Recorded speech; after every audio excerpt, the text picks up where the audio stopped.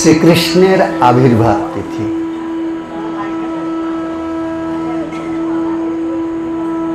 আমরা যদিও জন্মাষ্টমী বলি,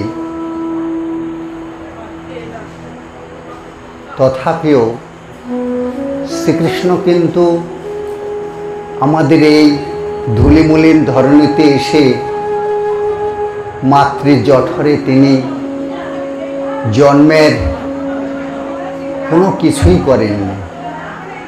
তিনি স্বয়ংই আবির্ভূত হয়েছিলেন এবং সেই যে স্বয়ং তার যে রূপ, এই রূপটা আমরা এই কারণেই আবির্ভাব বলি, জন্ম হলে তার মৃত্যু হয়। কিন্তু ভগবানের তো জন্মও নাই, মৃত্যুও নাই। তিনি তো শাশ্বত নিত্য সনাতন পুরাণ পুরুষ। কারণ যে বস্তু চিন্ময়, যে বস্তু চৈতন্য ঘন, সে বস্তুর কোনো কালেই বিনাশ হতে পারে না, বিনাশ হয়ও না। তাহলে তিনি যখন সেই চৈতন্য সত্তা যখন আমাদের কাছে তার রূপ ধরে আসেন, অর্থাৎ তিনি যখন ঘনীভূত হয়ে আমাদের সামনে এসে ধরা দেন, তখন তাকে আমরা বলি আবির্ভাব। আর জন্ম মৃত্যুর খেলা যখন, অর্থাৎ যার শুরু আছে এবং শেষ আছে, সেই ক্ষেত্রে আমরা সেটাকে বলবো জন্মলীলা। তো শ্রীকৃষ্ণের জন্মাষ্টমী অর্থাৎ জন্মলীলা যেটা, আসলে শ্রীকৃষ্ণ তো মাতৃ উদরে তো কখনো আবির্ভূত হননি, তিনি স্বয়ংই আবির্ভূত হয়েছিলেন, মাতৃ জঠরকে অবলম্বন করে নয়। তাই এটা তার আবির্ভাব। আমাদের জীবনে এই যে আজকের এই যে দিনটি, বিশেষত এই যে জন্মাষ্টমী তিথি, এই দিনটি সবিশেষ গুরুত্বপূর্ণ। এত গুরুত্বপূর্ণ, তবু আমরা কিন্তু এ কোনো গুরুত্বই দিই না। একটা ছোট্ট একটা উদাহরণের মধ্য দিয়ে আমরা ব্যাপারটাকে বুঝবার চেষ্টা করি। ধরুন, এই যে আমাদের যে নিঃশ্বাস প্রশ্বাস, এটা আমাদের সহজাত। আমরা ঘুমিয়েই থাকি আর জেগেই থাকি, কষ্টেই থাকি আর সুখেই থাকি, এটা কিন্তু স্বাভাবিকভাবে আমাদের যে প্রাণবায়ুটা না, এটা স্বাভাবিকভাবে ওঠানামা করে। কারোর কোনো দিকেই সে ভ্রুক্ষেপ করে না। দুঃখে থাকলো কি সুখে থাকলো, আর আনন্দে থাকলো কি বিষাদে থাকলো, এ বিষয়ে তার কোনো ভ্রুক্ষেপে নেই। কিন্তু এই যে স্বাভাবিক নিঃশ্বাস প্রশ্বাস আমাদের, এ বিষয়ে আমাদের কোনো ধারণা আছে যে এটা কত মূল্যবান, এই নিঃশ্বাস প্রশ্বাসটা? নেই। কিন্তু আমরা কিন্তু বুঝতে পারি না যে আমাদের জীবনে এই নিঃশ্বাস প্রশ্বাসটা কতটা মূল্যবান। কেননা এটা আমরা কখন বুঝবো? যখন কেউ একজন আমাকে জোর করে আমার গলাকে রুদ্ধ করে দিয়ে, শ্বাসরুদ্ধ করে দিয়ে, নিঃশ্বাস প্রশ্বাস রুদ্ধ করে দিয়ে যখন আমাকে মারার উপক্রম করবে, তখন আমি দেখব যে একটুখানি নিঃশ্বাসের জন্য আমার কত প্রয়াস। বিশ্বের সব কিছুকে আমি ভুলে যাব। সারা বিশ্বের আমার যত প্রিয় জিনিস আছে, সব প্রিয়ত্বকে ভুলে যাব আমি। সেখানে না আমার স্ত্রীর কথা মনে পড়বে, না আমার পুত্রের কথা মনে পড়বে, না আমার কোটি কোটি টাকার কথা মনে পড়বে, না আমার জগৎ সংসারের কোনো জায়গা জমি, কোনো কিছুই আমার মনে পড়বে না। সেই জায়গাটায় শুধু আমার একটি জিনিসই, বুক ভরা একটাই শুধু চাহিদা থাকবে। সেটা কি? একটুখানি বুক ভরা নিঃশ্বাস, শুধু এইটাই চাই আমি, আর কিচ্ছু চাই না। তখন আমরা বুঝি আমাদের এই নিঃশ্বাস প্রশ্বাসের কত মূল্য। ঠিক তেমনি আমাদের আজকের এই যে দিনটা, এই দিনটা না আমাদের কাছে তেমন কোনো মূল্যবান দিন হিসাবে আমাদের কাছে পরিগণিত না। ওটা এই দিনটা যাদের কাছে পরিগণিত তাদের কাছে আছে, কিন্তু যাদের কাছে নেই তাদের কাছে এই দিনটা কেমন? এই শুধু একটু গোবিন্দের চরণে ফুল তুলসী দিয়ে মালা গেঁথে তাকে সাজানো গোছানো, তার জন্য একটু প্রসাদ তৈরি করা, ভক্তবৃন্দকে দান করা, এর মধ্য দিয়ে অধিকাংশই আমাদের একটু হরিকথার মধ্যে দিয়ে আমাদের এই দিনটা অতিবাহিত হয়। কিন্তু আসলে তো এরকম হওয়ার কথা নয়। ভগবানের যে প্রেম, যেটাকে আমাদের একটুখানি আগে আমাদের পাঠকগণ খুব সুন্দর করে বিশ্লেষণ করে করে আপনাদের সামনে উপস্থাপন করেছে। গোপীপ্রেম কেমন? নিঃস্বার্থ, সেখানে স্বার্থের কোনো ছোঁয়াই নেই।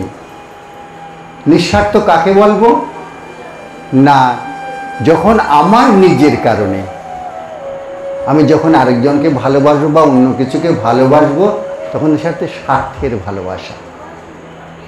যখন আমার নিজের কারণে না হয়ে শুধুমাত্র ভালোবাসার কারণেই আরেকজনকে ভালোবাসবো, তখনই হচ্ছে সেটা একমাত্র নিঃস্বার্থ ভালোবাসা। আমরা ভগবানকে যখন ভজি, কৃষ্ণচন্দ্রকে যখন ভজি বা অন্যান্য দেবদেবীকে যখন ভজি, আমরা কি চাই? আমরা চাই আমাকে ধন দাও, আমাকে রূপ দাও, আমাকে বিদ্যা দাও, আমাকে বুদ্ধি দাও, আমাকে বিবেক দাও, আমার রোগ শোক দূর করো, ইত্যাদি ইত্যাদি।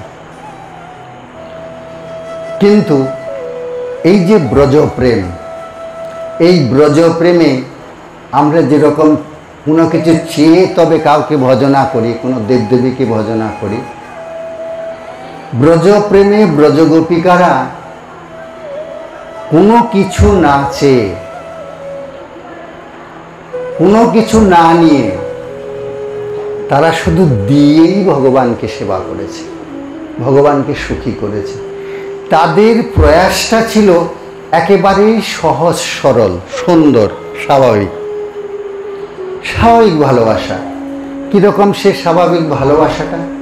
একটা উদাহরণ দিই, তাহলে আমরা এই জিনিসটা আরও ভালো বুঝব। যেরকম একটা সদ্যজাত সন্তান সবে পৃথিবীতে এসেছে মাতৃজঠর থেকে, এইবার যতই দিন যাচ্ছে ওই বাচ্চাটাকে স্নেহে আদরে ভালোবাসায় নিজেকে বিকিয়ে দিয়ে, নিজেকে নিঃস্ব করে তাকে ভালোবেসে না মায়ের একটা সুখ হয়। সন্তানকে ভালোবাসার পিছনে মায়ের যে একটা পরম সুখ, নিজেকে বিকিয়ে দিয়ে, নিজেকে একেবারেই সম্পূর্ণরূপে নিঃস্বার্থভাবে বিকিয়ে দিয়ে মানে দান করে তাকে ভালোবেসে যে সুখ, সেই সুখের কাছে কোনো কিছুই দুর্লভ নয়, কোনো কিছুই মহার্ঘ নয়।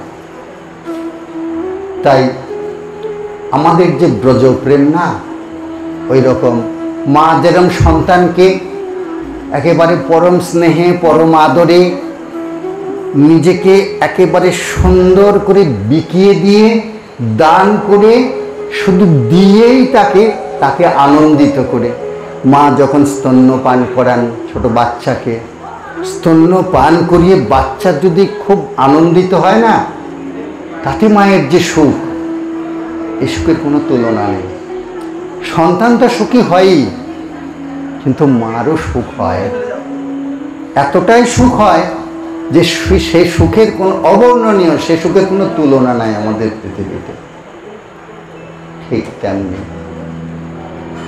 ব্রজগোপীরা ভগবানকে যে ভালোবেসেছিলেন না, এই ভালোবাসার পিছনে কোনো হেতু ছিল না।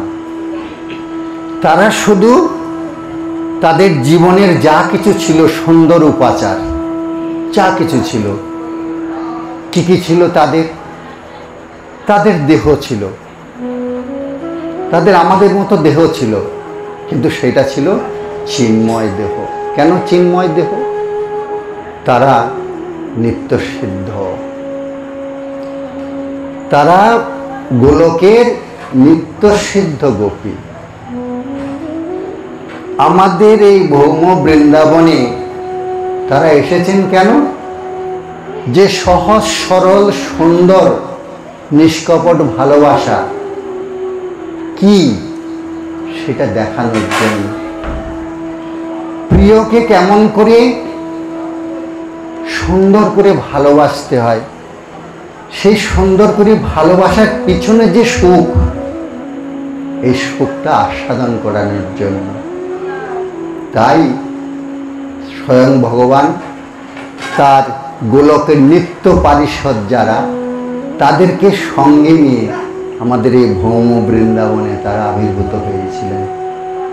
তারা দেখিয়েছেন সেখানে যে এই যে ভালোবাসার ভিতরে নিষ্কপট যে ভালোবাসা, অহৈতুকী যে ভালোবাসা, উজ্জিতা যে ভালোবাসা, এই ভালোবাসার মধ্যে যে পরম সুখ, যে পরম আনন্দ, এই পরম সুখ তথা পরম আনন্দের যে অনুভব,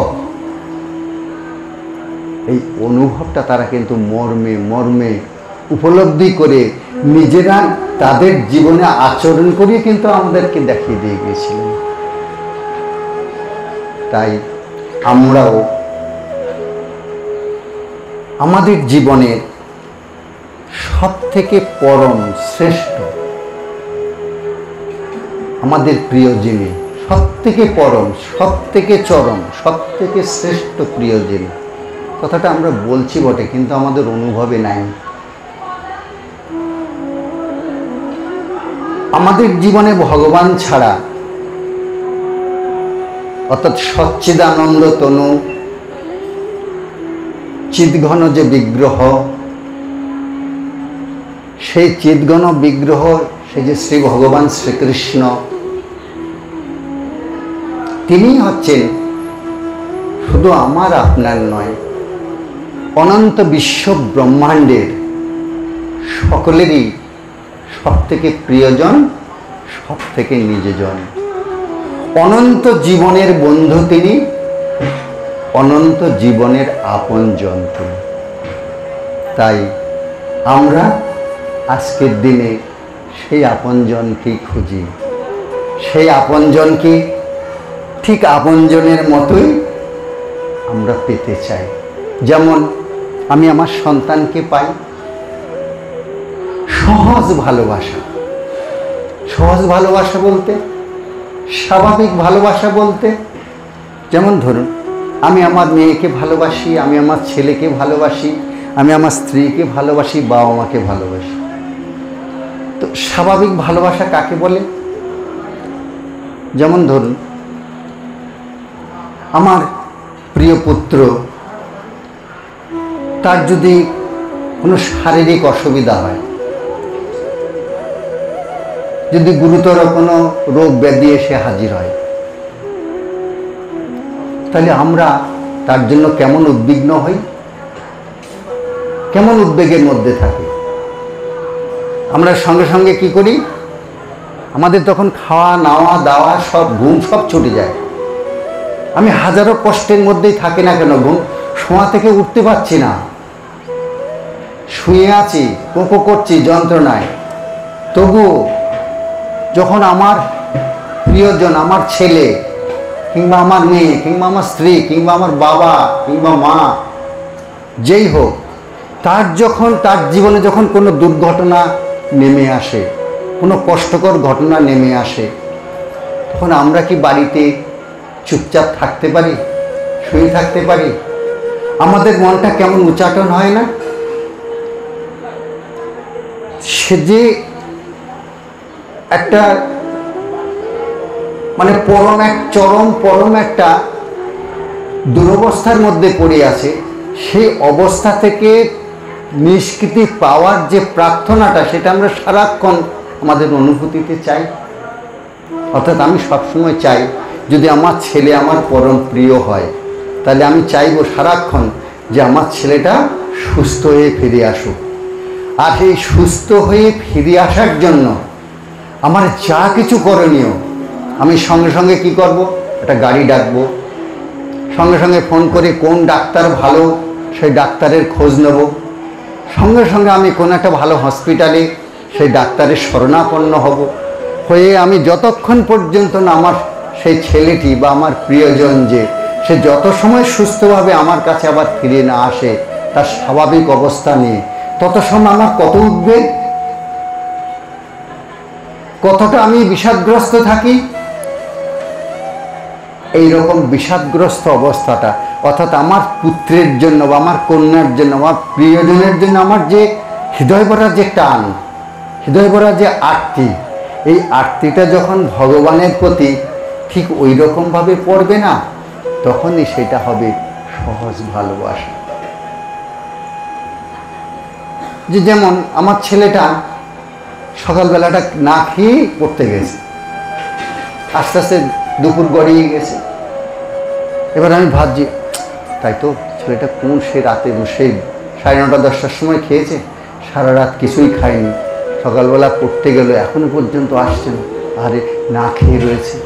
তার জন্য আমার কত কষ্টকর অনুভূতি, আমার হৃদয়ের তন্তুতে তন্তুতে তন্তুতে, আমার হৃদয়ের কোষে কোষে এই ব্যথাটা আমার জাগবে। সে এখনো খায়নি, এবং তার খাওয়ার জন্য আমার যে আগ্রহ, আমার যে লালসা, তাকে খাওয়ানোর জন্য আমার যে প্রয়াস, আমার যে চেষ্টা, সে চেষ্টার ভিতরে কোনো খামতি থাকে কি? থাকে না। ঠিক সেই রকমভাবে আমার পুত্র, আমার কন্যা, আমার স্ত্রী, আমার স্বামী বা আমার বাবা, আমার মা, যেরকম পরিবারে আমার নিজজন, ঠিক যখন ভগবান আমার পরিবারে এসে ওইরকম আমার পরিবারের যে সদস্যরা যারা আছে তাদের মতন ওই রকম একজন প্রিয়জন যখন হয়ে যাবে, তখন তার প্রতি আমার যে ভালোবাসাটা পড়বে সেটাই হবে সহজ ভালোবাসা। এই সহজ ভালোবাসাটা পাওয়ার জন্যই কিন্তু ভগবান আমাদের এই বৃন্দাবন ছেড়ে আমাদের এই মর্ত বৃন্দাবনে এসে হাজির হয়। ওই ভালোবাসাটুকু পাওয়ার জন্যই তিনি ভক্তের বন্ধন স্বীকার করেন, মায়ের বন্ধন স্বীকার করেন। যেমন দেখুন, মা যশোদা গোপালকে ভালোবাসতেন, লালাকে ভালোবাসতেন। কেমন ভালোবাসতেন? সে ভালোবাসাটা কেমন ছিল? মা যশোদা কিন্তু জানতেন না, কোনো রকমেই জানেননি, অন্তরে কোনো রকমের ঠাঁই দেননি যে কৃষ্ণ অর্থাৎ আমার লালা ভগবান। এটা তিনি কোনো দিনই মানেননি। কেউ যদি বলতো, তা বলতো কি যে রাখ, তোদের ওই ধারণা আমার লালার একটা ঐশী শক্তি আছে, সেই শক্তি থেকে তোরা বলিস আমার লালা ভগবান। ওরে না, সে ভগবান হতে যাবে কেন? ভগবান ভগবানের জায়গায় আছে, আমার লালা আমার লালার জায়গায় আছে। তো ওই যে স্বয়ং ভগবান তিনি, কিন্তু মায়ের ধারণাটা কিরকম? কৃষ্ণ আমার পুত্র, আমার নিজের পুত্র, ভগবান নয়।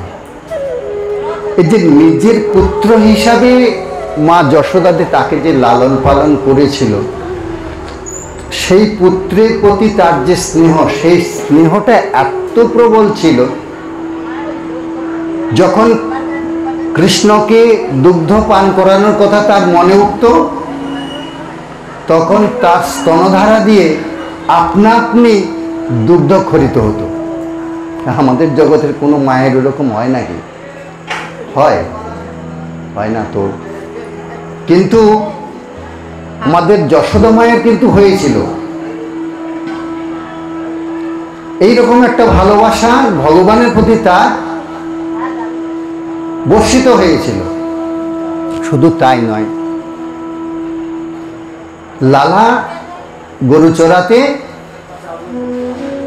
গোবর্ধনের পাশে কোথাও যেত, সেখানেই গরু চড়িয়ে ফিরে আসতো। এখন এই গরু চড়াতে গিয়ে বনে বাদারে তো ঘুরে ঘুরে আসতো।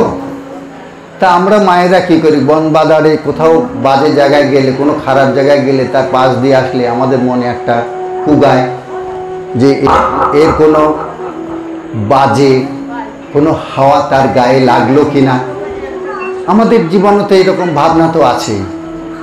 তাই শ্রীকৃষ্ণ যখন তার সখাদের সঙ্গে যখন বাড়িতে ফিরে আসতো, তখন মা যশোদা এই সন্তানের অমঙ্গল কামনায়, তার বাড়িতে নারায়ণ ছিলেন, নারায়ণকে আরতি করে সেই আরতির মানে নিরাজনের বা আরতির যে ধূপ বা যে পঞ্চপ্রদীপ, এই প্রদীপের তাপটা বুকে মুখে মাথায় দিয়ে দিত, যাতে কোনো অমঙ্গল তার না হয়।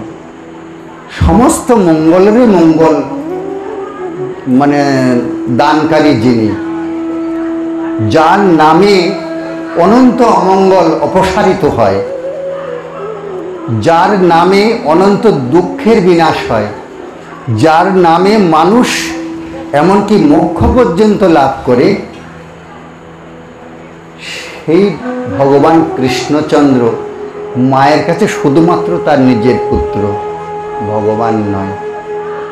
তাই সারাক্ষণ ওই লালার প্রতি অর্থাৎ শ্রীকৃষ্ণের প্রতি তার ভাবনাটা ছিল সহজ স্বাভাবিক, একটা স্বাভাবিক পুত্রের মতন। একজন মা স্বাভাবিকভাবে সন্তানকে যেমন ভালোবাসে, ঠিক তেমনভাবে মা যশোদাও স্বয়ং ভগবান কৃষ্ণকে ঠিক ওইভাবেই ভালোবেসেছিলেন। এই সহজ সরল ভালোবাসাটুকু পাওয়ার জন্যই কিন্তু ভগবানের এই মর্তধামে আগমন। আবার সখারা দেখুন, সখারা নিজেরা কোনো বস্তু বা কোনো খাদ্য খেয়ে যদি তাদের জিহ্বাতে যদি স্বাদের কোনো মানে আস্বাদন যদি লেগে যেত, যদি কোনো একটা সুস্বাদু জিনিস তাদের জিহ্বায় যদি লাগতো না, তখন সখারা করতো কি, ওই মুখের এঁটোর থেকে বের করে, মুখ থেকে বের করে ওই মানে তাদের বন্ধুকে অর্থাৎ কৃষ্ণকে ওই জিনিসটাই মুখে পড়ে দিত। দেখ দেখ, খেয়ে দেখ, এটা কেমন সুন্দর, কত সুস্বাদু, দেখ আমার মা বানিয়েছে। বন্ধুর সঙ্গে বন্ধুর যেমন আচরণ হয়, ঠিক তেমন তোর আচরণ। কখনো বন্ধুর ঘাড়ে উঠছে, কখন বন্ধুকে ঘাড়ে চাপ, অর্থাৎ শ্রীকৃষ্ণ যখন হেরে যাচ্ছে তখন সখাদেরকে রাখালদেরকে ঘাড়ে চাপাচ্ছে, আবার রাখালরা যখন হেরে যাচ্ছে তখন তারা শ্রীকৃষ্ণকে কাঁধে তুলছে। তাদের কিন্তু এইটুখানি বিবেক বা হুঁশ নেই যে কৃষ্ণ স্বয়ং ভগবান, আমরা তার কাঁধে কী করে চড়ি, তাকে কি করে একটু খাওয়ায়। বলছে না, তুই হেরে গেছিস, তোকে এই দান দিতেই হবে, তোকে আমাদেরকে ঘাড়ে বহন করতেই হবে, করবো না বললে হবে না। তাই বলছে যে ভগবানকে যদি আমরা ঐশ্বর্য মূর্তিতে দেখি না, তাহলে ভগবানকে আমরা আপন করে পাবো না। অর্থাৎ ভগবান হিসাবে যদি দেখি, তাহলে ভগবান কিন্তু আমাদের থেকে অনেক দূরে। ভগবান হিসাবে দেখলে আমরা ভগবানকে যদি ভগবান হিসাবে ভজনা করি, তাহলে আমাদের কি হবে, মুক্তি পর্যন্ত লাভ হবে। ধর্ম অর্থ কাম মোক্ষ, এই মোক্ষ পর্যন্ত লাভ হবে, তার ব্যতিরিক্ত কিন্তু আর কিছুই হবে না। আমাদের বাস হবে বৈকুণ্ঠে। আমরা যতই কৃষ্ণকে ভজনা করি না কেন, আমাদের বাসটা কিন্তু বৈকুণ্ঠেই হবে। অর্থাৎ কৃষ্ণকে ভজনা করতে গিয়েও যদি আমাদের অন্তরে যদি এরকম ভগবানের ছোঁয়া, অর্থাৎ তিনি ভগবান এই ভাবনা আমাদের অন্তরে যদি দূরে থাকে না, তাহলে আমরা 100 বছর কেন, এরকম 80 লক্ষ জনম ধরে যদি আমরা কৃষ্ণকে যদি ভজনা করি না, তাও আমরা কৃষ্ণকে পাবো না। আমাদের গতি কিন্তু বৈকুণ্ঠপুরেই হবে, নারায়ণপুরেই হবে, অন্যত্র কিন্তু হবে না। অর্থাৎ কৃষ্ণের কাছে আমরা কোনো দিনই যেতে পারবো না। কৃষ্ণের বুক ভরা চাহিদা কি? স্বয়ং ভগবান কৃষ্ণের। কিন্তু আপনি যদি নারায়ণকে ভজনা করেন, লক্ষ্মীনারায়ণকে। লক্ষ্মীনারায়ণ ভগবান ষড়শয্যশালী, তিনি, তার হাতে শঙ্খচক্র গদা পদ্ম। আমরা তাকে পুত্র হিসেবে বুঝতে পারি না, সখা হিসাবে বুঝতে পারি না, স্বামী হিসাবে বুঝতে পারি না। আমরা তাকে প্রভু হিসাবে বুঝি, যেহেতু তিনি ভগবান। কিন্তু শ্রীকৃষ্ণ এই নারায়ণ, এই ভগবানেরও আরো ঊর্ধ্বের বস্তু, আরো ঊর্ধ্বের একটা চৈতন্যময় সত্তা। সেই সত্তাটা কি? সেই সত্তার হাতে কি থাকে? শঙ্খচক্র গদাপদ্ম থাকে না, শুধু হাতে থাকে একটা বেণু, বাঁশি। সেই বাঁশির মোহনীয়া সুরে সেই জগৎ জীবকে অন্তর ভরে টানে। জগৎ জীবকে বলেন তিনি, তোমরা অনেক দিন ধরে আমাকে ভুলে আছো, তোমরা জানো না তোমরা কাকে ভুলে আছো, তাই তোমরা আবার আমার কাছে ফিরে এসো। তাই সেই যে বংশীর টান, সেই বংশীর টানে কোনোদিন যদি আমাদের কান যদি লাগে, আমাদের হৃদয়ে যদি সেই বংশীর টানের অনুভবটা যদি আনতে পারে, সেই দিনটা থেকে আমাদের জীবনটা ধন্যাতি ধন্য হবে। কি করে বুঝবো যে শ্রীকৃষ্ণ আমাদেরকে এত কাছে কোলে পিঠে করে টানেন?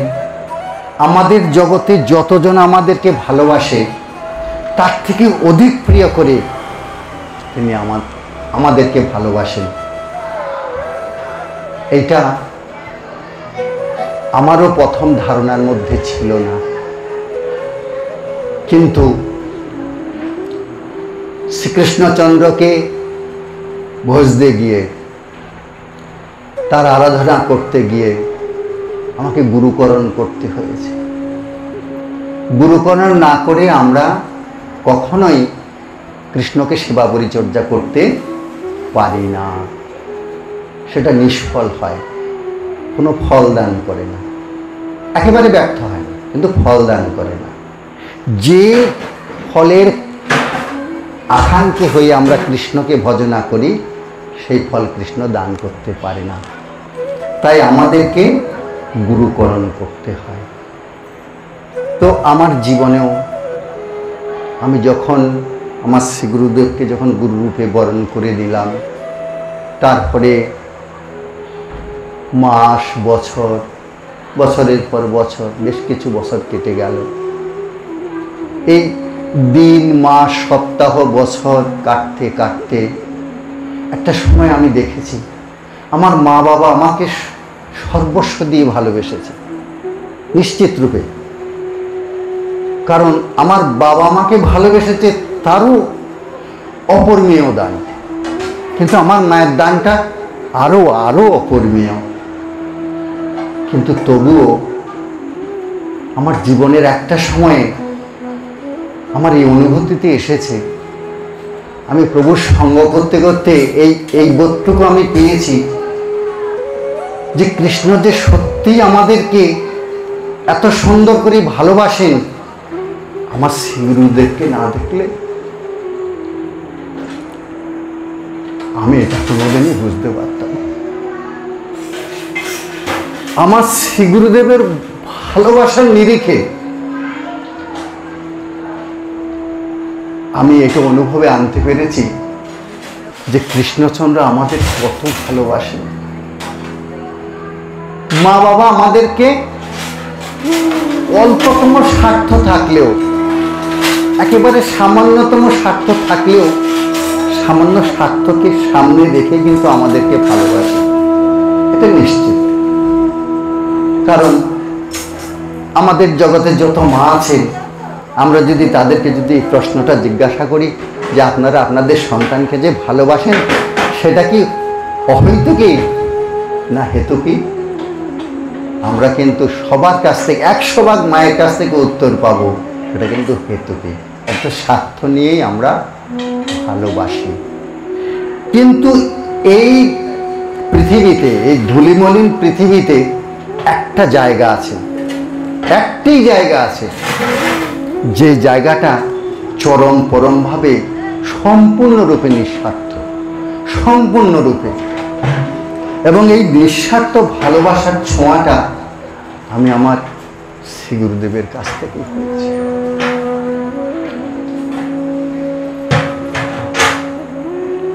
অহৈতুকী ভালোবাসা কাকে বলে, তাকে কাছে না পেলে আমি কোনোদিনই বুঝতে পারতাম। আমার এই গুরু শক্তি ভগবানের প্রকাশ মূর্তি, ভগবানের ভালোবাসার ঘনীভূত প্রকাশ মূর্তি, অর্থাৎ করুণা। ভগবানের ভিতরে যে কৃপা শক্তি, করুণাঘন শক্তি, ভগবানের ভিতরে যে অনুগ্রহ শক্তি কৃষ্ণের মধ্যে, সেই অনুগ্রহ শক্তি ঘনীভূত রূপ ধরে গুরু রূপে কিন্তু তিনি আমাদের কাছে আসলেন। এই যে ঘনীভূত রূপ, অহৈতুকী করুণার তথা করুণাঘন বিগ্রহের যে অহৈতুকী রূপ, একটা প্রেম ঘন যে রূপ, কৃপা ঘন যে রূপ, সেই রূপটা আমরা শ্রী গুরুদেবের মধ্য দিয়েই পাই। তাই বলছি যে শ্রী গুরুদেবকে আমার জীবনে যেটা হয়েছে, আমি অন্যের জীবন দিয়ে বলতে যাব না, শ্রী গুরুদেবকে ভালোভাবে অনুভবে না আনতে পারলে, শ্রী গুরুদেবকে ভালোভাবে না বুঝতে পারলে কখনোই শ্রীকৃষ্ণচন্দ্রকে বোঝা যাবে না। তিনি যে আমার এত প্রিয়জন, তিনি যে আমার এত আপনজন, কি করে বলি? সেই কৃষ্ণই, একটা ছোট্ট একটা পয়ার দিই।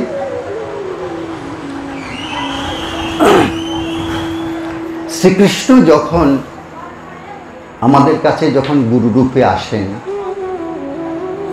তখন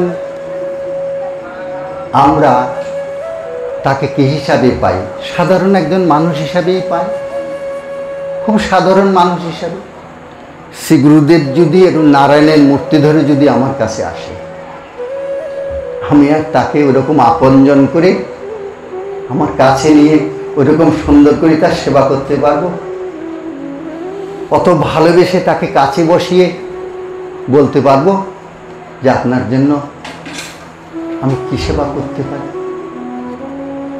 বা প্রভুর এই যে চরণ সেবা, বা প্রভুর এই যে পাখার বেজন সেবা, বা প্রভুর জন্য রন্ধন করে তাকে একটু প্রসাদ পাওয়ানো, এই যে সেবাটা, যদি নারায়ণ মূর্তিতে আমার শ্রী গুরুদেব আসতেন, আমি পারতাম তাকে ওইভাবে চরণ সেবা করতে।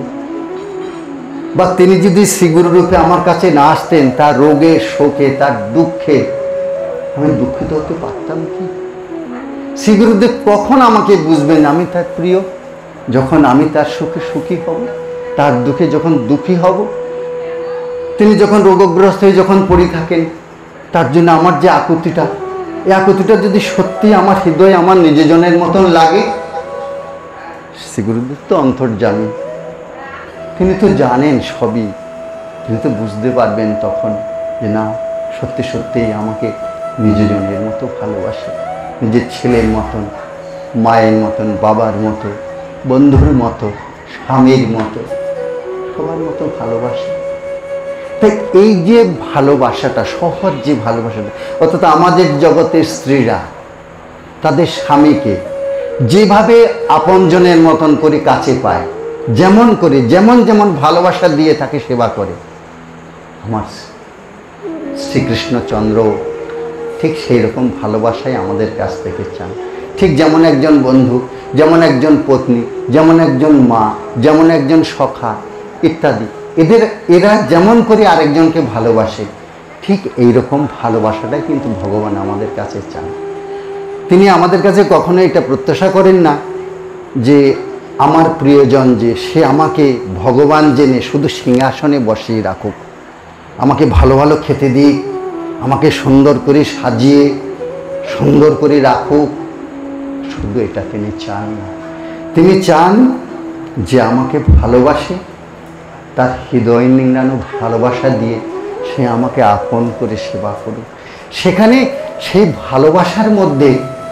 ভালোবাসার মধ্যে যদি কোনো খাদ না থাকে না, সেখানে শুধু একটি পাতা দিয়েও তাকে সন্তুষ্ট করা যাবে, প্রিয়জন হবেন তিনি। কারণ গীতাতে তিনি সেই কথাটা বলেছেন, পত্রং পুষ্পং ফলং ত্বং যোমি ভক্তা প্রযচ্ছতি তদহং ভক্ত উপহৃতামি প্রযতাত্মন। অর্থাৎ বলছেন শ্রী গুরুদেব আমাদেরকে এইটুখানি জানিয়েছেন যে ভগবানকে ভালোবাসার জন্য, আপনজন করার জন্য আমাদের বেশি উপকরণ লাগে না, আমাদের বেশি অর্থবিত্তের প্রয়োজন হয় না। আমাদের একটা জিনিসেরই প্রয়োজন, তাকে আপন করার জন্য। শ্রীকৃষ্ণচন্দ্র তার একটা ভালোবাসার কণিকা আমাদের মধ্যে দিয়েই রেখেছেন। সেই ভালোবাসার কণিকাতে আমরা সবাইকে ভালোবাসি, সবাইকে ভালোবাসতে চাই, সবাইকে ভালোবাসা দিতে চাই। তাহলে সেই যে কণিকাটা, সেই কণিকাটা আমার বুক ভরা, ভালোবাসাটা আমার বুক ভরা। আমার ভালোবাসাটা কি কোনো অংশে কম আছে আমার প্রিয়জনদের উপরে? নিজেকে বিলোতে বিলোতে দিতে দিতে সর্বস্ব দিয়ে আমি তাদেরকে সুখী করার প্রয়াসী হই। এই সুখী করার যে প্রয়াস, এইটা আমাদেরকে নিয়ে নিতে হবে। অর্থাৎ আমাদেরকেও জানতে হবে শ্রীকৃষ্ণচন্দ্র আমরা তাকে যেভাবে ভজনা করি না কেন, যদি পতি হিসাবে ভজনা করে তিনি আমার স্বামী, তাহলে ঠিক একজন পত্নীর তার স্বামীর প্রতি যেমন যেমন ভালোবাসা থাকে, ঠিক তেমন তেমন ভালোবাসা তাকে অর্পণ করতে হবে। কেউ যদি ভগবানকে পুত্ররূপে ভালোবাসে, তাহলে মা যেমন সন্তানকে ভালোবাসে, পিতা যেমন সন্তানকে ভালোবাসে, ওই রকম ভালোবাসায় আমাদেরকে ভালোবাসতে হবে। ঠিক তেমন করে আমাদের ভালোবাসাটাকে ভগবানে অর্পণ করতে হবে। সখা হিসাবে, পুত্র হিসাবে, সখা হিসাবে, মাতা হিসাবে আর পত্নী হিসাবে, এটা আমাদের লাগবে। আর যেখানে আমাদের সবথেকে বড় কথা, ভগবান যে কথাটা আমাদেরকে সবথেকে সুন্দর করে বলেছেন, গীতাতে বলছেন, অনন্যাশ্চিন্তয়ন্তু মাং ये जना पर्युपासते तेषां नित्याभियुक्तानां যোগক্ষেমং বহাম্যহম। আমরা না খুব হাউতাস করি। আমাদের জীবনে যখন দুঃখের দিন আসে, আমাদের যখন অর্থবিত্ত থেকে আমরা যখন রিক্ত হয়ে পড়ি, নিঃস্ব হয়ে পড়ি, তখন আমাদের চিন্তার অবধি থাকে না। কেন অবধি থাকে না? কারণ আমরা ভগবানকে না আমাদের সব সমর্পণ করতে পারি না। আমাদের যে সত্তাটা, সেই সত্তাটাকে আমরা ভগবানকে দিতে পারি না। সত্তাটা কেমন করে ভগবানকে দেওয়ার কথা? যেমন দুটো পাখির বাচ্চা, দুটো পাখি বাসাতে ডিম পেড়েছে, তা মা পাখি বাবা পাখি, তার ভিতরে মা পাখি দুটো ডিম পেড়েছে বাসায়। এইবার কখনো মা তা দিয়ে, কখনো বাবা তা দিয়ে সে ডিমগুলো থেকে দুটি বাচ্চাকে ফুটিয়েছে, বাচ্চাগুলো বেরিয়েছে। এবার বাচ্চাগুলো না উঠতেও পারে না, কোথাও যেতেও পারে না, খাবারও সংগ্রহ করতে পারে না। এবার সে বাচ্চা দুটো পুরোপুরি তার মায়ের উপরে, বাবার উপরে নির্ভর করে থাকে, একেবারে পুরোপুরি। কখন মা এসে তার মুখে একটা খাবার গুজে দেবে, বা কখন বাবা এসে তার মুখে একটা খাবার প্রবেশ করিয়ে দেবে, এই আশাতে সে আকাশের দিকে তাকিয়ে থাকে। আকাশের দিকে তাকিয়ে থাকে মানে মায়ের দিকে, বাবার দিকে অপলক দৃষ্টিতে সে তাকিয়ে থাকে। যখন মা এসে তার মুখে খাবার দেয়, তখন বাবা পাহারা দেয়। যখন বাবা এসে তার মুখে খাবার দেয়, তখন মা পাহারা দেয়। কারণ বাইরের কোনো পাখি বা কোনো শত্রু তার বাচ্চাকে ক্ষতিগ্রস্ত করতে পারে।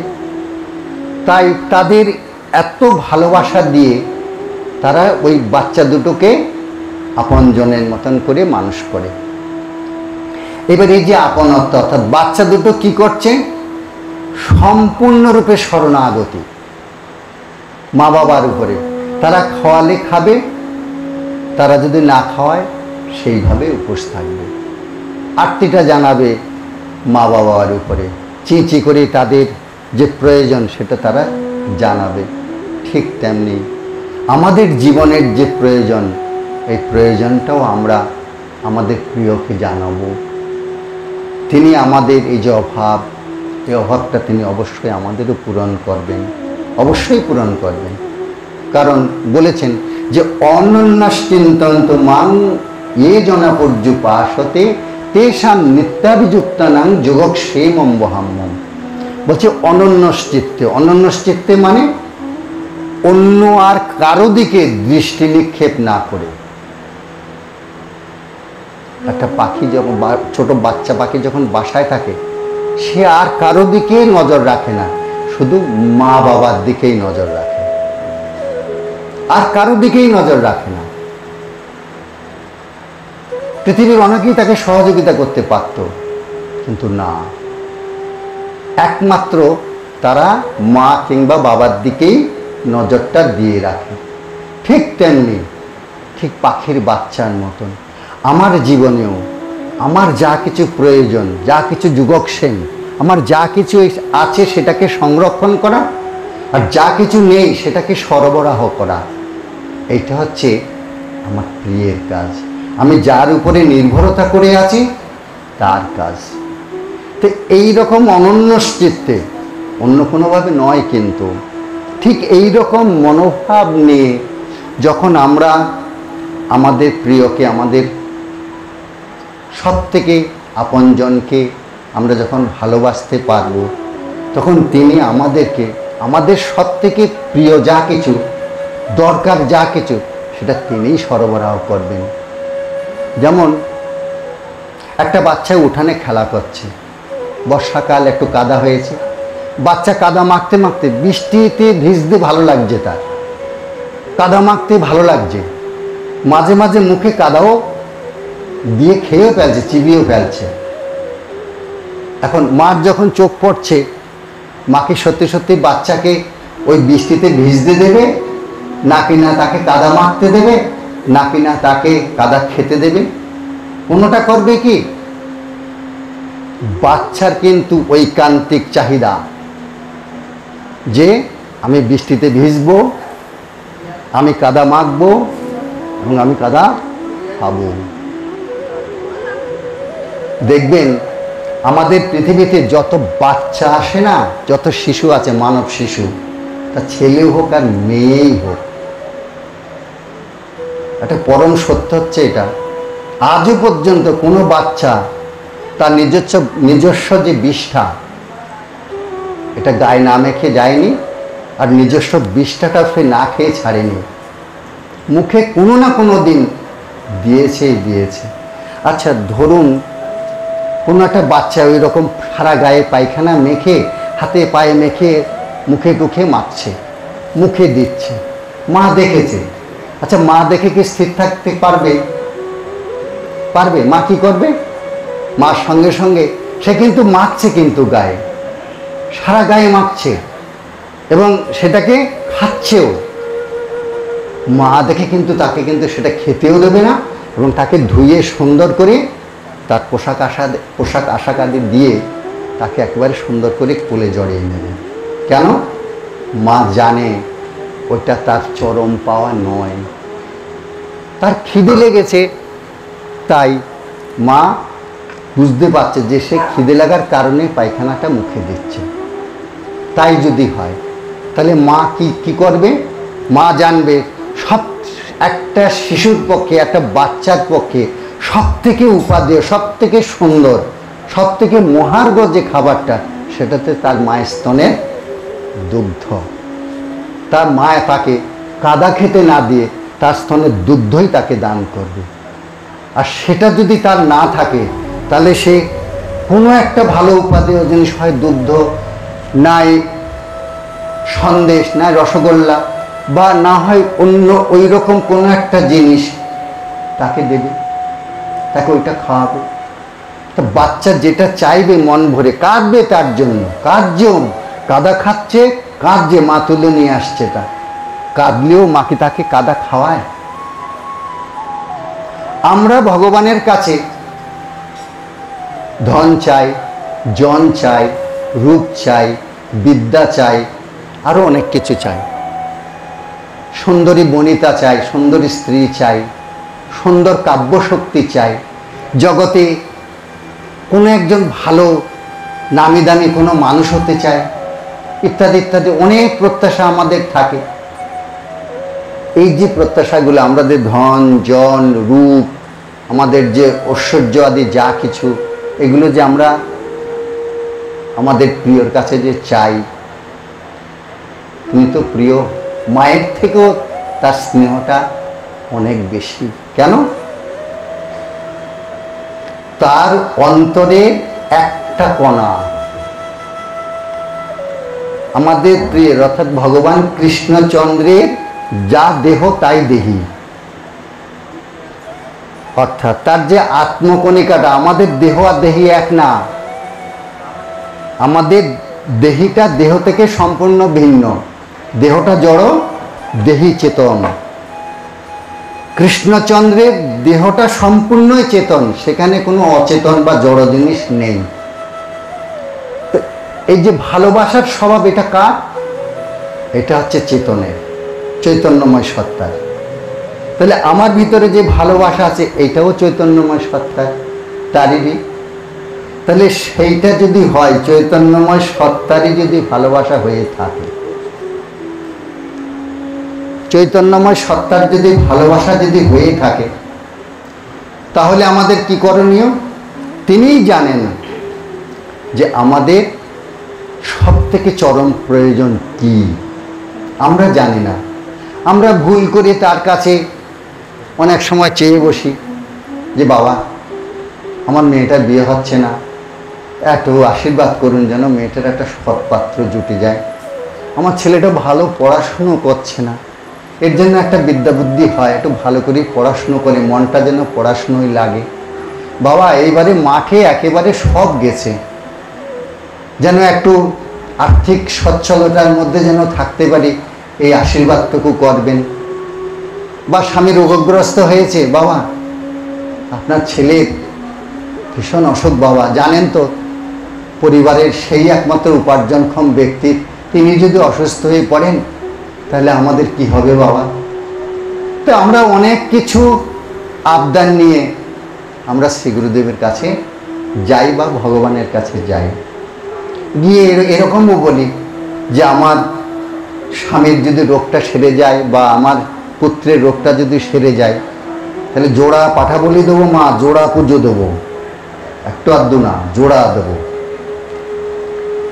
কেন দেবো? কেন? স্বার্থ হচ্ছে ওটা যে আমার স্বামী যদি রোগটা সেরে যায়, আর আমার স্বামী যদি রোগ না থাকতো, কে বলতে যেত কালীকে? জোড়া কেন? একটাও ভজতাম না। সরস্বতীকে যখন পরীক্ষা আসে তখন খুব করে ভজনা করি, মা আমায় এমন একটু বিদ্যা দে, আমার জন্য এই পরীক্ষাটা পাশ হয়ে যায়, মা তোকে জোড়া সন্দেশ দেব। তো কেন জোড়া সন্দেশ কখন দেব? যদি পরীক্ষায় ভালো ফল হয়, পাশ হয় তখন, যদি না হয় দোষ। দেব কি? দেব। তাহলে আমাদের অবস্থাটাও সেই রকম। আমাদের গুরুবর্গের উপরে গুরুদেবের কাছে আমরা যা চাইলাম বা কৃষ্ণের কাছে আমরা যা চাইলাম, তিনি যদি তা না দেন, দোষ। ওখানে গিয়ে আমার কি হবে? ওর থেকে বাবা ওই যে মানে কোনো ধামে গেলে বা অমুককে যদি জল ঢালি তাহলে আমার ভালো মঙ্গল হবে, সেখানে ছুটবো আমরা। যেখানে গেলে আমার জাগতিক মঙ্গল হবে সেইখানে ছুটবো আমি। কিন্তু জাগতিক মঙ্গলের থেকেও যে আরও একটা চরম পরম পারমার্থিক মঙ্গল আমার জীবনে আছে, সেটা যে আমার জীবনের চরম পরম চাওয়া, সেটা কিন্তু আমার জানার মধ্যে নাই। সেটা কিন্তু জানেন আমার প্রিয় কৃষ্ণচন্দ্র তথা আমার শ্রী গুরুদেব। আমি তার কাছে ভুল করে অনেক কিছু চাইবো, চাইতে তো জানি না, সারা জীবনের অনন্ত চাহিদা, মনে করি এইটা চাইলেই বোধহয় ঠিক হবে, এটা চাইলেই ঠিক হবে, তাই তার কাছে চেয়ে বসি। কিন্তু তিনি তো বিজ্ঞ, আমি তো অজ্ঞ। আমি অজ্ঞ, আমি যা চাই তিনি আমায় তা দেবেন কেন? মা যেরকম সন্তানকে কাদা খেতে দেয় না, পরম কারণিক শ্রী গুরুদেব বা পরম কারণিক শ্রীকৃষ্ণচন্দ্র আমাকে ওই রকম কাদা খেতে দেবেন না। অর্থাৎ আমি যা চেয়েছি তার কাছে, সেই চাওয়াটা গৌণ তার কাছে, ওটা আমার কোনো উপকারেই আসবে না। তাই তিনি কখনোই আমাকে সে জিনিস দান করবেন না। তাহলে শ্রীকৃষ্ণচন্দ্র তথা শ্রী গুরুদেব আমাকে সেই জিনিসই দান করবেন যেটা সত্যি সত্যি আমার জীবনে, অনন্ত জীবনের, লক্ষ লক্ষ জীবনের আমার যে চাহিদা, সেই চাহিদা তিনি এবারে আমার পূরণ করে দেবেন। সেই চাহিদাটা তিনি পূরণ করবেন যা অনন্ত লক্ষ লক্ষ জীবন ধরে, যেটা আমার মা বাবা তথা কেউ আমাকে পূরণ করে দিতে পারেনি। সেই চাওয়া, অর্থাৎ যাকে জানলে আর আমার জানার কিছু থাকে না, যাকে বুঝলে আমার আর বোঝার কিছু থাকে না, যাকে পেলে আমার আর কিছু চাওয়ার পাওয়ার থাকে না, যাকে পেলে আমার হৃদয় কানায় কানায় পরিপূর্ণরূপে ভরে যায়, সেই জিনিস দিয়েই তিনি আমায় করুণা করবেন, কৃপা করবেন। সেই জিনিসটি কি আমাদের জীবনে ওই রকম একটা চরম পরম চাওয়া, আমরা জানি না, কিন্তু তিনি তো জানেন। সেই জিনিস দেওয়ার জন্যই স্বয়ং ভগবান নিজে আমাদের মতন হয়ে আমাদের কাছে এসেছেন, আমাদের কাছে রয়েছেন। কি দিতে এসেছেন তিনি আমাদেরকে?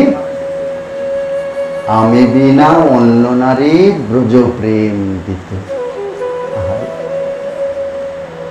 ব্রজ প্রেম কথাটা আমরা একেবারে আমাদের জগতের ভালোবাসার মতনই ভাবি, কিন্তু না, একমাত্র ভগবান কৃষ্ণচন্দ্র ছাড়া আর কেউই আমাদেরকে ব্রজপ্রেম দিতে পারে না। শ্রীকৃষ্ণচন্দ্র যখন গোলক থেকে তার পারিষদবৃন্দকে সঙ্গে নিয়ে যখন আমাদের এই ভৌম বৃন্দাবনে আসে, তখন তিনি তার পারিষদবৃন্দকে সঙ্গে নিয়ে সেই যে প্রেম, নিষ্কলুষ নিঃস্বার্থ উর্জিতা যে প্রেম, উর্জিতা যে ভক্তি, সেই ভক্তিটাকে তিনি নিজে আস্বাদন করেন, নিজেই সেই ভালোবাসাটাকে একেবারে হৃদয়ের কানায় কানায় ভরিয়ে তিনি আবার চলে যান। গোলকে পান না, পান না, গোলকে অতটা পান না। কেন?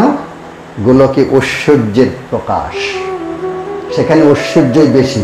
মাধুর্য থাকলে ঐশ্বর্যের প্রকাশ কিন্তু সেখানে থাকেই। কিন্তু আমাদের এই যে ভৌম বৃন্দাবন, এই ভৌম বৃন্দাবনে ঐশ্বর্যের কোনো প্রকাশ আমাদের প্রিয় কোনোদিন তার ভক্তদের সঙ্গে দেখান না, কোনোদিন কোনো ভক্তের সঙ্গে আপনজনের সঙ্গে দেখান নেই। তিনি যা দেখিয়েছেন সেটা হচ্ছে একেবারেই নিজজনের মতো।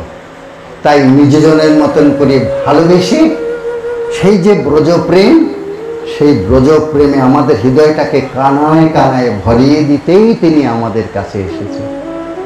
আর এবারে তার নিজেরও তিনখানা স্বার্থ ছিল। বলছে রাধার প্রেম, আমরা জগতে রাধার প্রেমের কথা খুব শুনি, কিন্তু ভগবানও আমরা কি নিজেরা অনুভব করতে পারি রাধার প্রেমটা কেমন? স্বয়ং ভগবানও রাধার প্রেমটা কেমন এটা অনুভবে আনতে পারেনি। তাই তিনি গোলক ছেড়ে ভুলোকে এসেছেন গৌর স্বরূপে।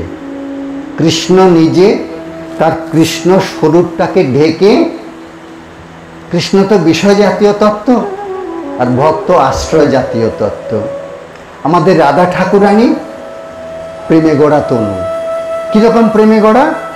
নিষ্কলুষ নিঃস্বার্থ প্রেমের ঘনীভূত মূর্তি, প্রকাশ মূর্তি রাধা ঠাকুরানী। তার হৃদয় মন অর্থাৎ তার শ্রীঅঙ্গের প্রতিটি অনুপরমাণুতে শুধুমাত্র কৃষ্ণ সুখৈক তাৎপর্যময়ী ভাবনাই আছে, অন্য কোনো ভাবনা তার কোথাও নেই। তো সেই যে ভালোবাসা, তার নিখাদ নিষ্কলুষ যে ভালোবাসাটা, এই ভালোবাসাটা কেমন? অর্থাৎ রাধার অন্তরের মধ্যে যে ভালোবাসাটা, এই ভালোবাসাটা কৃষ্ণচন্দ্রকে উদ্বেলিত করে ফেলে, পাগল করে ফেলে কৃষ্ণচন্দ্রকে। এ কি ভালোবাসা! অনন্ত বিশ্ব ব্রহ্মাণ্ডের সকলেই আমাকে পেয়ে তুষ্ট, সবাই আমার ভালোবাসায় তুষ্ট, আর আমি নিজে রাধার ভালোবাসায় তুষ্ট। কেন না? রাধার ভালোবাসাতে এমনই একটা অনুপম মাধুর্য আছে, যে মাধুর্যটা অন্য কারোর ভালোবাসাতে নেই, একেবারেই নেই।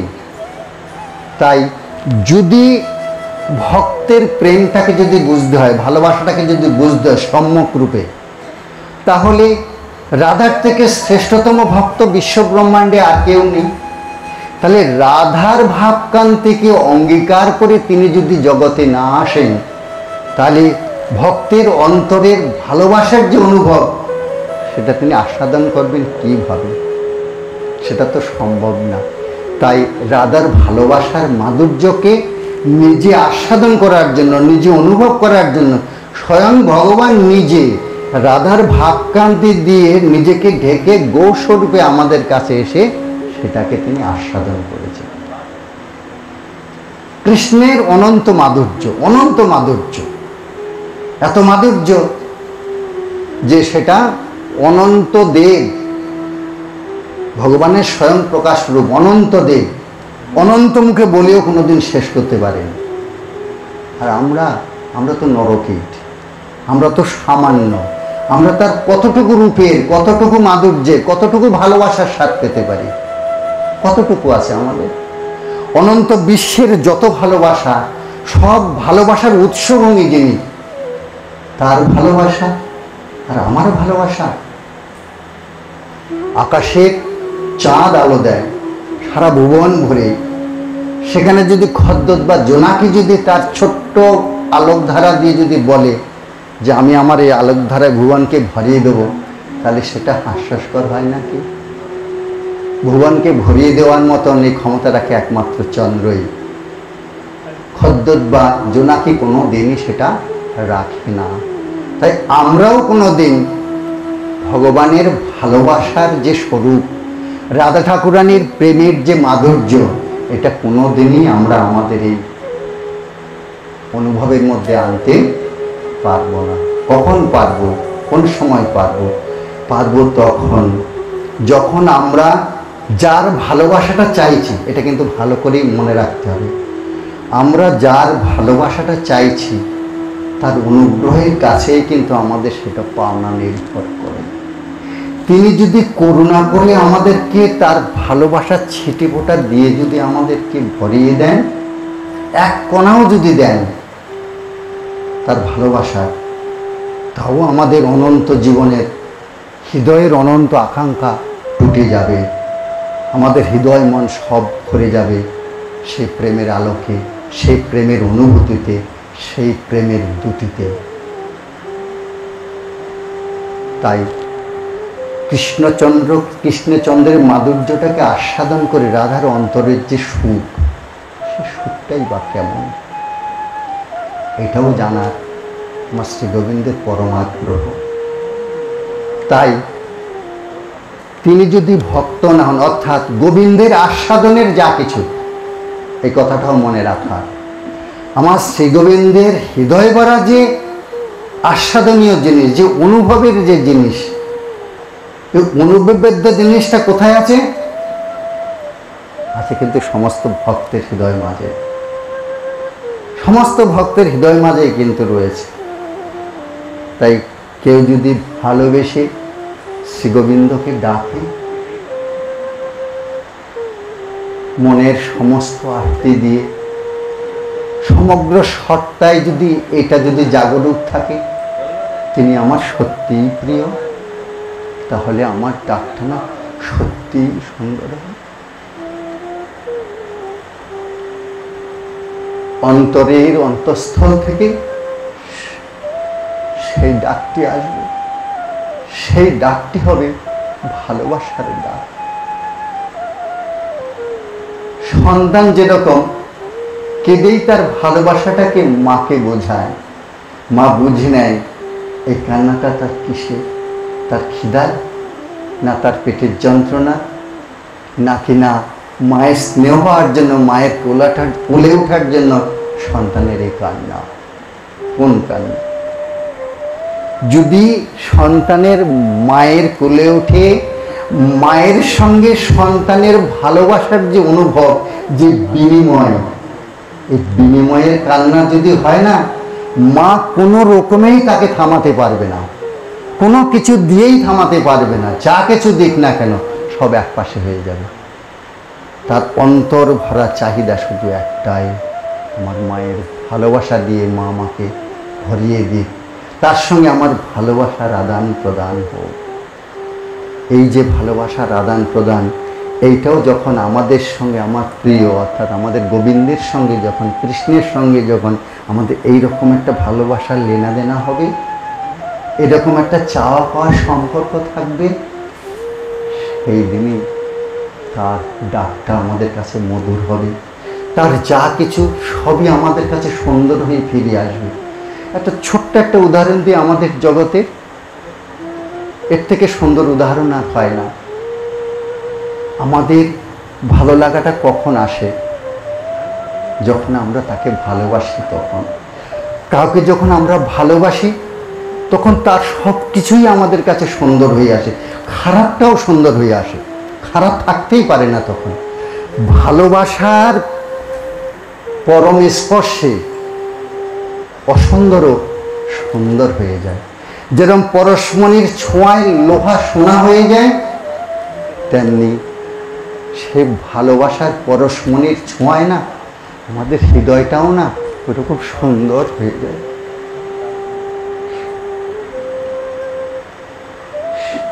সেই সুন্দরের অনুভূতি আমরা একমাত্র আমাদের ওই প্রিয়র কাছ থেকেই পেতে পারি। কেননা তার ভালোবাসাটা সম্পূর্ণরূপেই নিঃস্বার্থ, সম্পূর্ণরূপে।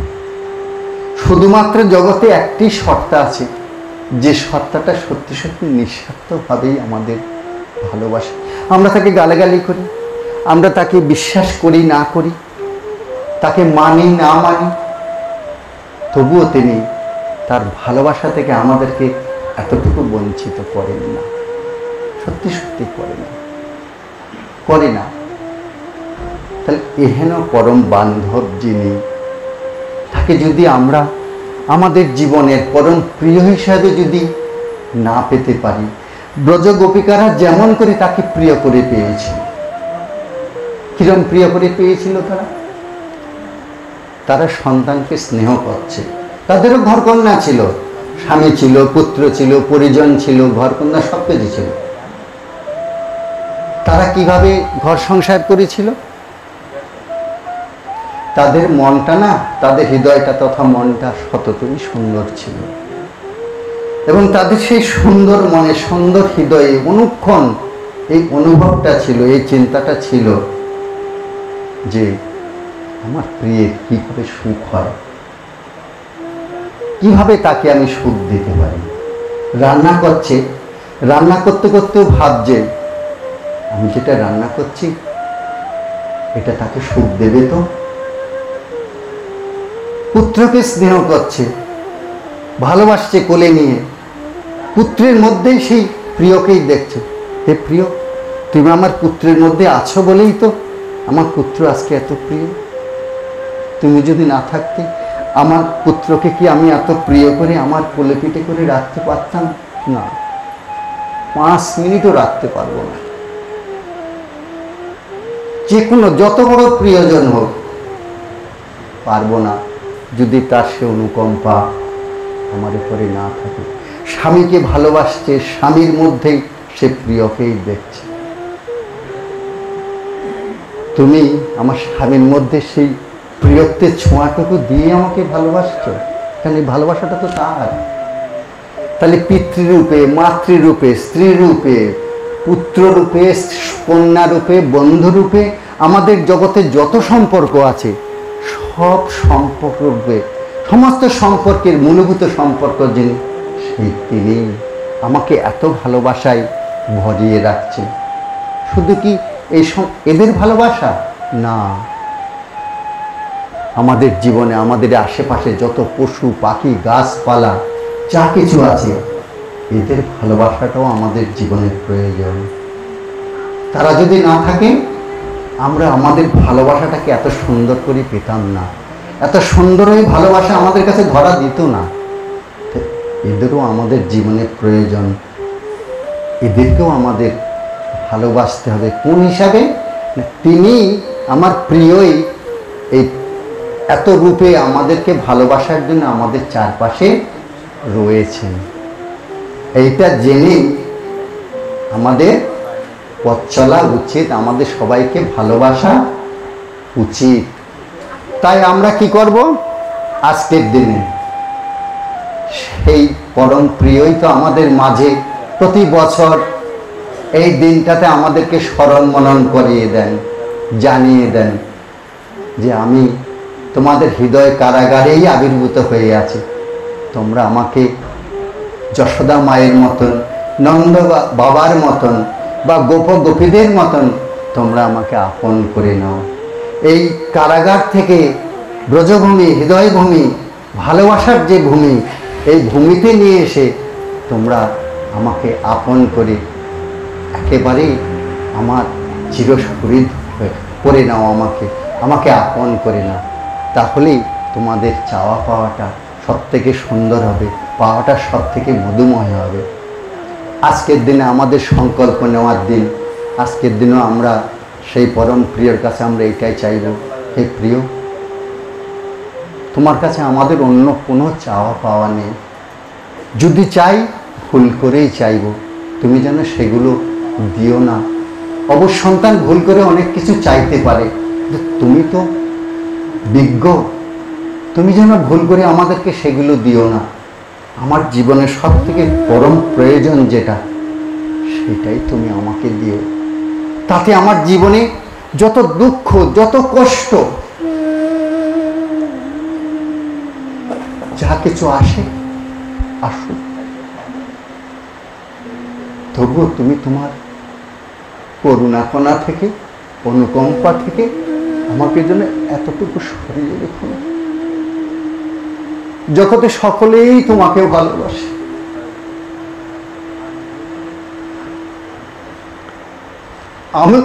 আমি তো তোমাকে ভালোবাসতে পারি।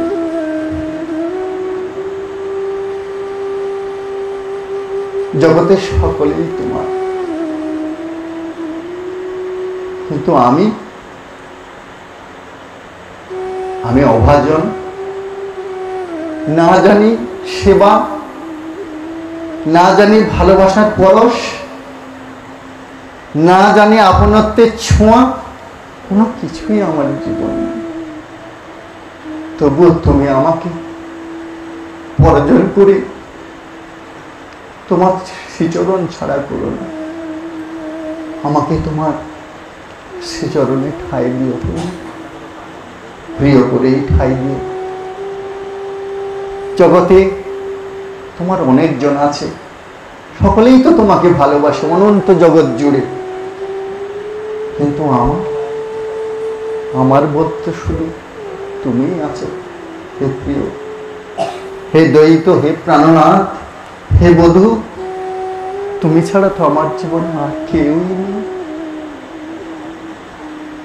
এই ভাবনায়, এই ভালোবাসায় নিজেদেরকে ভরিয়ে দিতেই কিন্তু আজকের দিনের আবির্ভাব। এইটাকে স্মরণে রেখেই আমরা আজকের দিনটা পালন করি, অন্য কোনো চাহিদা নয়।